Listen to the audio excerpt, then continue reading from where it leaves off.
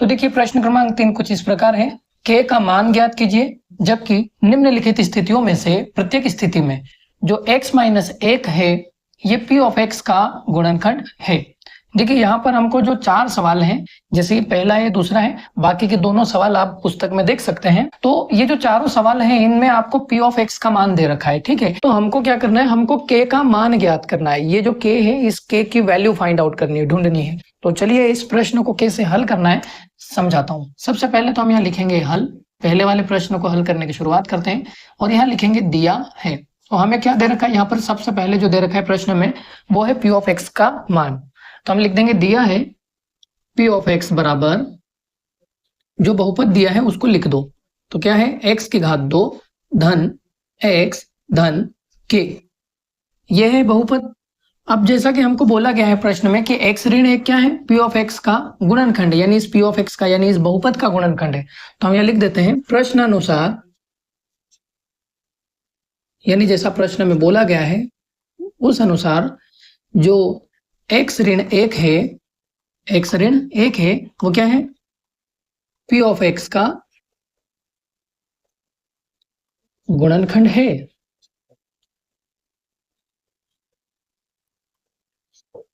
अतः अगर ये गुणनखंड है तो x ऋण 1 के बराबर में हम 0 रखकर x का मान निकाल सकते हैं। x ऋण 1 के बराबर में 0 रखकर, क्यों रख रहे हैं, क्योंकि ये गुणनखंड है। तो गुणनखंड है इसलिए x ऋण 1 के बराबर में हम 0 रख सकते हैं और 0 रखकर हम यहाँ से x का मान निकालेंगे। तो x का मान क्या आएगा, ये ऋण जो 1 है, ऋण 1 ये उस तरफ जाएगा तो धन का 1 बन जाएगा और x वैसा का वैसा। तो x का मान निकला धन का 1। अब ये जो धन 1 निकला है x का मान, इस x के मान को हम p ऑफ x में रखेंगे यहाँ पर। तो यहाँ लिखेंगे x बराबर 1, p ऑफ x बराबर x की घात 2, रुकिए इतना मत लिखिए, सिर्फ इतना लिख दीजिए, x बराबर 1 p ऑफ x में रखने पर। तो p ऑफ x में रखेंगे, क्या रखेंगे, x का मान 1 रखेंगे। तो p ऑफ x कौन है, ये है। तो हम पहले उसको लिख देते हैं, p ऑफ x बराबर x की घात 2 धन x धन k। तो जहां x है वहां पर x को हटाकर 1 लिखेंगे। तो यहाँ पर p ऑफ, यहीं से शुरुआत कर देते हैं, x को हटाकर 1 लिखा बराबर x को हटाकर 1 लिखा, घात में 2 है, धन x को हटाकर 1 लिखा, धन k वैसा का वैसा। इसको हल करेंगे इस तरफ, 1 की घात 2 मतलब 1 हो जाएगा, 1 एकम 1, धन 1 वैसा का वैसा, धन k। ठीक है, तो यहां पर हो जाएगा कितना, 1 और 1 मिलकर 2 धन k। ठीक है, तो अब 2 धन k को हम इस तरफ ही रखेंगे और जो 2 है उसको इस तरफ ले आएंगे। तो 2 इस तरफ आएगा तो कितना हो जाएगा, ऋण का 2 बराबर में हो जाएगा k। तो k का मान जो निकला वो कितना निकला, ऋण 2। ठीक है, तो इस तरह से हमने इसको हल किया और k का जो मान निकाला वो कितना निकला, ऋण 2। तो चलिए अब हम इसी तरह से इस सवाल नंबर 2 को भी हल करेंगे। तो देखिए सबसे पहले तो हम यहाँ लिखेंगे हल और फिर लिखेंगे दिया है।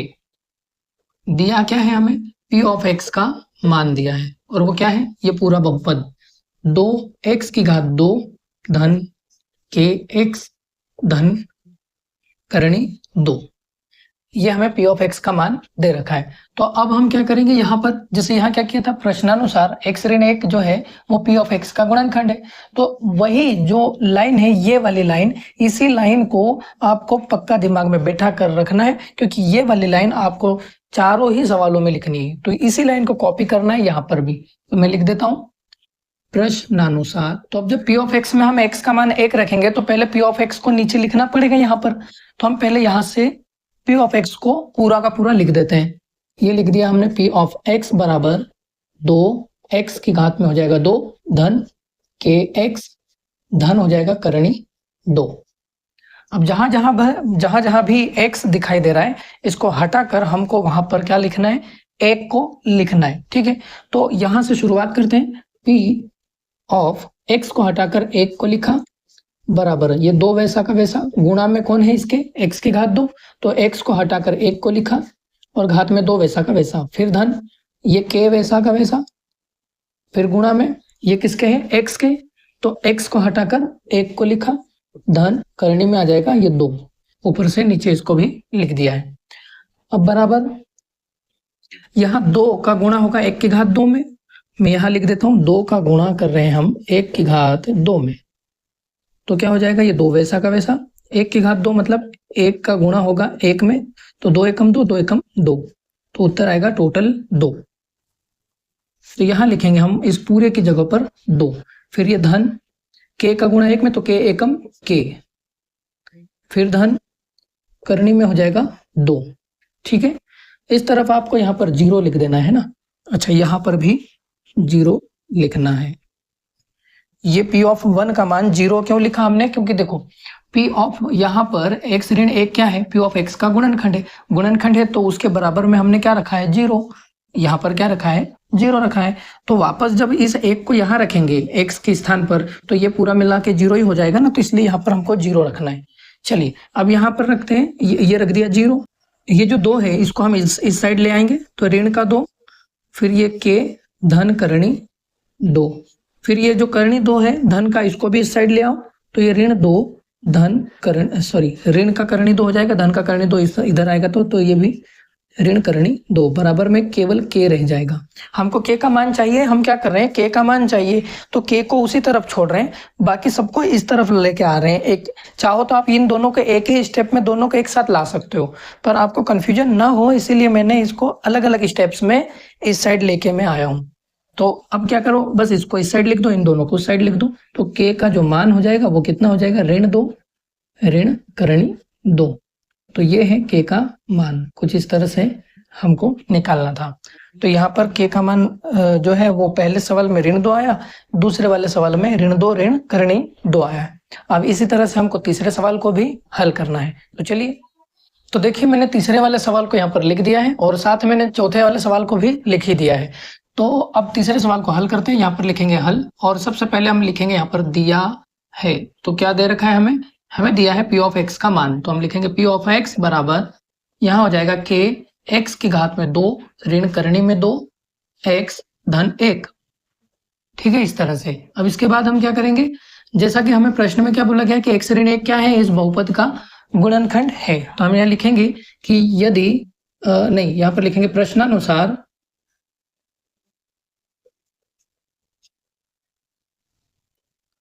x ऋण 1 दिए गए बहुपद का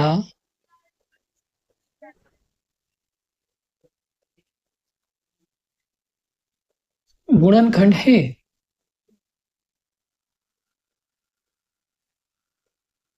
अब अगर ये गुणनखंड है तो क्या किया जा सकता है, तो हम यहाँ से x की वैल्यू को निकाल सकते हैं। तो x ऋण 1 बराबर हम क्या रखेंगे 0, और यहाँ से x की वैल्यू निकलेगी, वो कितनी निकलेगी, x का मान ऋण 1 उधर जाएगा तो धन का 1, तो x का मान निकला धन 1। ठीक है, ये वाली लाइन जो है आप पिछले दोनों सवालों से कॉपी कर सकते हैं, और इसके ठीक बाद वाली लाइन भी कर सकते हैं, क्योंकि उसमें भी हमें क्या लिखना है कि अब क्या करेंगे, x का ये जो मान है 1, x बराबर 1, इसको कहाँ रखेंगे हम, p ऑफ x में रखेंगे। तो p ऑफ x में रखने पर क्या रखेंगे हम, x बराबर 1 रखेंगे, लेकिन p ऑफ x का मान क्या है, ये है, तो पहले इसको यहाँ पर लिख देते हैं। यहाँ लिख देते हैं p ऑफ x बराबर k x की घात में 2 ऋण करणी 2 x धन 1। तो जहां जहां x है वहां पर हम क्या लिखेंगे, अब 1 को लिखेंगे, x को हटाकर वहां पर 1 को लिखना है। तो शुरुआत यहां से करेंगे, p ऑफ x को हटाया, 1 को लगाया, बराबर k वैसा का वैसा, गुणा में कौन है x की घात 2, तो यहाँ हो जाएगा 1 की घात में 2, फिर यहाँ ऋण ये करणी 2 वैसा का वैसा, गुणा में कौन है x है, तो x को हटाया 1 को लगाया, फिर धन 1 है।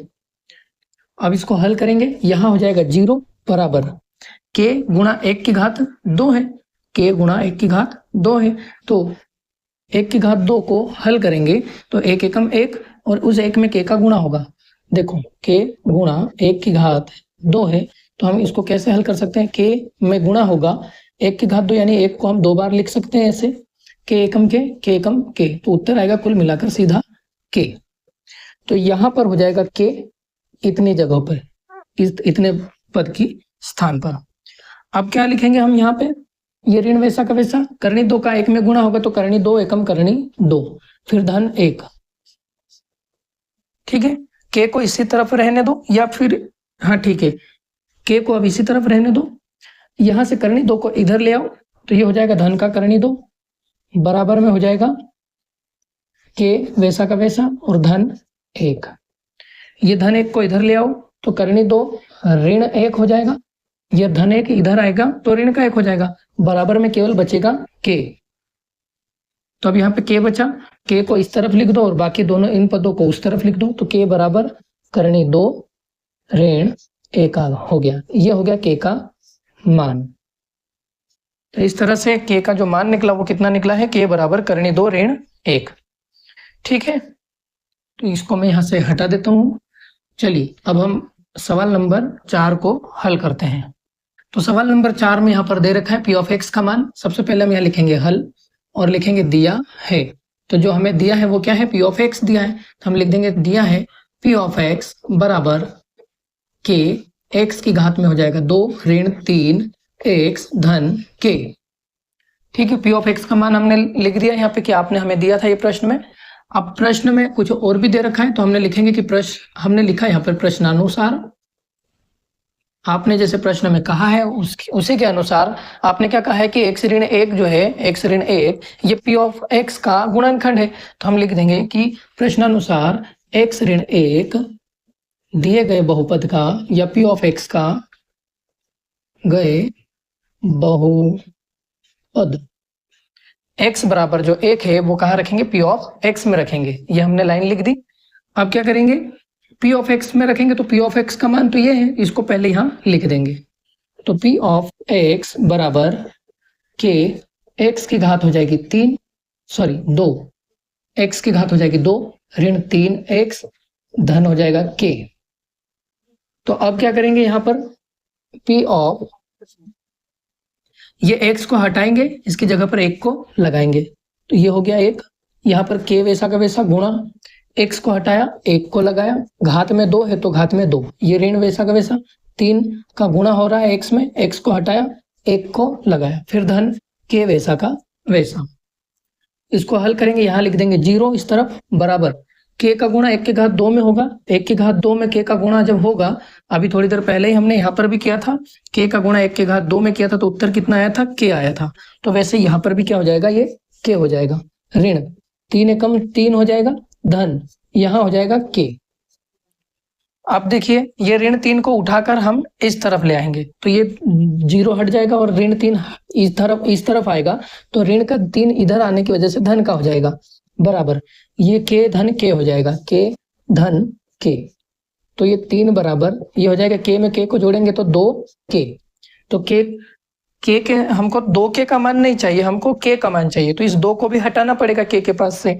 इस 2 को जब हम उधर से इस तरफ भेजेंगे तो ये 3 के बटे में चला जाएगा, तो ये हो जाएगा 3/2 बराबर में रह जाएगा अब केवल के को इस तरफ लिख दो, के बराबर 3/2। इस तरह से ये जो के का मान निकला है वो कितना निकला है, 3/2। ठीक है, तो अब इनका आप स्क्रीनशॉट ले लीजिए। तो इसी के साथ ये जो प्रश्न क्रमांक 3 है इसके चारों सवालों को हमने हल कर दिया है। मुझे उम्मीद है कि आपको ये चारों ही सवाल समझ में आ गए होंगे। इस वीडियो को अगर आपने अब तक लाइक नहीं किया तो इसे लाइक कीजिए, चैनल को सब्सक्राइब कर लीजिए। कोई भी परेशानी है तो कमेंट में अपनी परेशानी जरूर शेयर करिए, मैं कोशिश करूंगा कि आपकी परेशानी को मैं दूर कर पाऊँ अपने अगले वीडियोज में। ठीक है, तो चलिए अब हम मिलते हैं अगले वीडियो में एक नए प्रश्न के सॉल्यूशन के साथ में। तब तक के लिए अपना ध्यान रखिए, खुश रहिए। जय हिंद, वंदे मातरम।